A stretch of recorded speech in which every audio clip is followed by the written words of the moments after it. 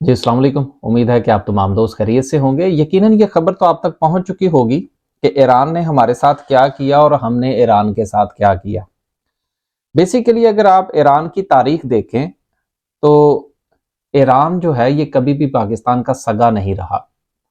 हमारे यहाँ अगर किसी भी हवाले से स्मगलिंग होती है तो उसमें भी हमारा ये जो बॉर्डर ईरान और अफगानिस्तान वाला है ये सबसे ज़्यादा इस्तेमाल होता है। और ईरान के ऊपर जब से पाबंदियां लगी हैं, अगर उसकी इकॉनमी की बात करें तो हमारे यहाँ अगर उनकी चीज़ें स्मगल होनी बंद हो जाएं तो शायद मेरा ख्याल है वो लोग जो हैं वो कोई दो वक्त की रोटी भी ना खा सकें।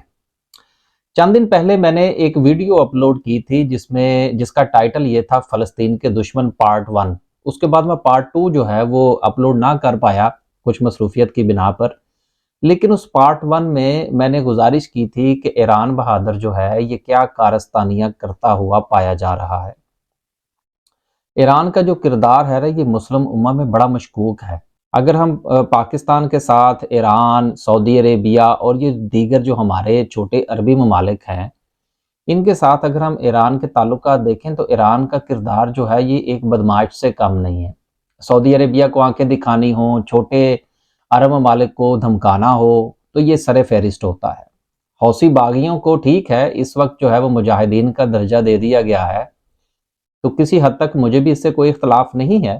ठीक है, अगर वो इसराइल के खिलाफ लड़ रहे हैं तो यकीनन हमें उनकी मदद करनी चाहिए, उनके हवाले से अच्छी बात करनी चाहिए।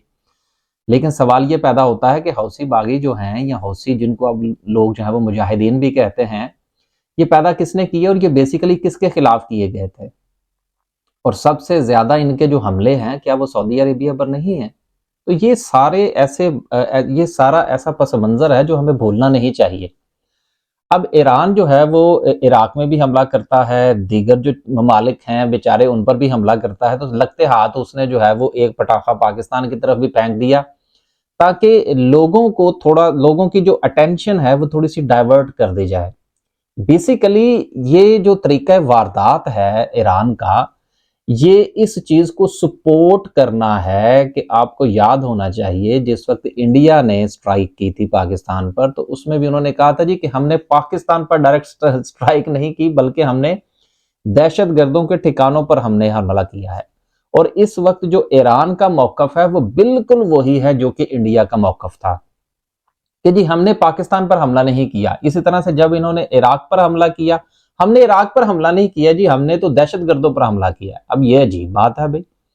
अब बेसिकली अगर आप ये देखें कि ईरान जो है ये कहता तो है, जो कि मैंने फलस्तीन के दुश्मन पार्ट 1 में भी बात की थी, मैं आज भी अपनी उस बात पर कायम हूं कि फलस्तीन में इस वक्त जो कुछ भी हो रहा है उसमें इसराइल का किरदार जो है वो किसी से ढका छुपा नहीं है, लेकिन उसको उनको जो रास्ता फराहम किया गया उसमें ईरान का बहुत अहम किरदार है। इस वक्त भी आप देखिए कि अमेरिका, ईरान, इसराइल, अब अगर ईरान के मिसाइल जो हैं वो अगर पाकिस्तान की हदूद में आके गिर सकते हैं, वो इराक में जा सकते हैं, तो क्या वजह है कि वो इसराइल क्यों नहीं जा सकते।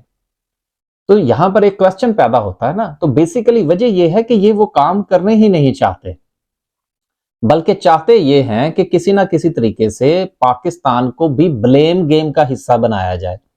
अब पाकिस्तान ब्लेम गेम का हिस्सा कैसे बनेगा कि वो ईरान ये कहता है कि जी फलस्तीन का मसला जब से शुरू हुआ है तब से मैं ही ठेकेदार हूं और दीगर ममालिक जो है वो खामोशी इख्तियार किए हुए हैं। कभी कभी जो है वो थोड़ा बहुत हम तुर्की का भी नाम ले लेते हैं। अब तुर्की का जहां तक किरदार है वो भी सिर्फ और सिर्फ बढ़ के लगाने तक का है, उसके आगे प्रैक्टिकली कुछ नहीं है।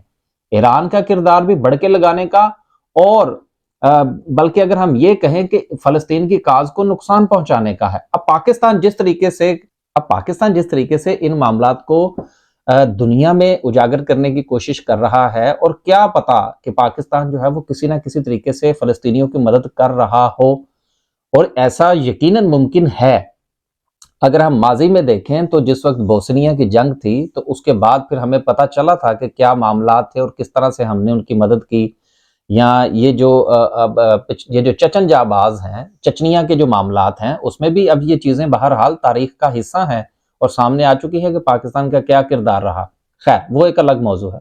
अब सवाल ये पैदा होता है कि ईरान का ये कहना कि जी हमने हमला नहीं किया पाकिस्तान पर, हमने सिर्फ दहशत गर्दों पर फायरिंग की है, یہ بیسیکلی پاکستان کو دنیا کے اندر، خاص طور پر مسلم دنیا کے اندر، کہ اگر پاکستان جو ہے وہ ایران کو کوئی زیادہ بڑا جواب دیتا ہے، ابھی جو جواب دیا یہ سمجھ لیجئے کہ برابر کا جواب تھا، کچھ زیادہ بڑا ان کو کچھ نہیں کہا گیا، ان کو کوئی تھپڑ شپڑ نہیں مارے گئے، صرف ایک جسٹ پٹاخہ ہی پھوڑا گیا ہے ان کے ہاں، جو کہ اب ان کو برداشت ہوتا ہے یا نہیں ہوتا یہ ایک الگ چیز ہے۔ اب سوال یہ پیدا ہوتا ہے کہ ایران کا یہ کام کرنا اور پھر پاکستان اگر اس کو کچھ بہت بڑا جواب دیتا ہے، جس کے نتیجے میں فرض کیجئے کہ ایران جو ہے اس کی چیخیں نکلتی ہیں، تو وہ دنیا کو یہ دکھائے گا کہ دیکھیں جی میں تو فلسطین کی کاز کے لیے دیکھیں کتنا کام کر رہا ہوں، لیکن پاکستان جو ہے وہ بجائے اس کے کہ وہ میری مدد کرے، دیکھیں جی انہوں نے ہمارے اوپر ہی حملہ کر دیا۔ تو بیسیکلی یہ پاکستان کو ان تمام معاملات میں گھسیٹنے کی جو ہے یہ ایک مذموم کوشش ہے ایران کی، اور اس تمام تر اس کوشش کے پیچھے جو کردار ہے وہ انڈیا کا ہے۔ اگر آپ انڈیا کا میڈیا اٹھا کر دیکھیں، سوشل میڈیا پر دیکھیں، آپ کوئی بھی پوسٹ، کوئی بھی ویڈیو آپ ڈال کے دیکھیے، نیچے کمنٹ میں آپ جا کے دیکھیے کہ انڈین میڈیا جو ہے یا انڈیا کے لوگ جو ہیں یا انڈین لابی جو ہے وہ کس طرح سے متحرک ہے سوشل میڈیا کے اوپر، اور پاکستان کے اوپر جو ایران کی طرف سے اٹیک کیا گیا ہے اس کو کس طرح سے وہ مکمل طور پر سپورٹ کر رہے ہیں۔ تو ایران جو ہے، ہم تو ان کو برادرم کرتے رہے اور وہ برادرم جو ہے وہ سر پر بیٹھنے کی کوشش کر رہے ہیں۔ تو میرا خیال ہے کہ ایران کو اب سبق سکھانے کا جو ہے وقت آ چکا ہے۔ اب رہا سوال اس بات کا کہ پاکستان میں ایک بہت بڑی آبادی اور ایک بہت بڑا جو ایک چنک ہے ہمارے ہاں، وہ ایران پر قربان ہونے کو تیار ہے۔ تو سیدھی سی بات ہے، اگر آپ پاکستان میں رہتے ہوئے اگر آپ ایران پر قربان ہونے کو تیار ہیں تو میرا خیال ہے پھر ایران جو ہے وہ ہجرت کر جانے میں کوئی مذائقہ نہیں ہے۔ پاکستان میں رہتے ہوئے کسی دوسرے ملک، خاص طور پر ایسے ملک کے حوالے سے بات کرنا یا ان کے حوالے سے نرم گوشہ رکھنا یا ان کی حماقتوں کی صرف اور صرف اپنے کچھ جو ہے وہ ریلیشن کی بنیاد پر جو ہے ان کو ڈھیل دینا یا ان کے حوالے سے بات کرنا، ان کو فیور کرنا، میں یہ سمجھتا ہوں کہ یہ پاکستان کے ساتھ اچھا نہیں ہے۔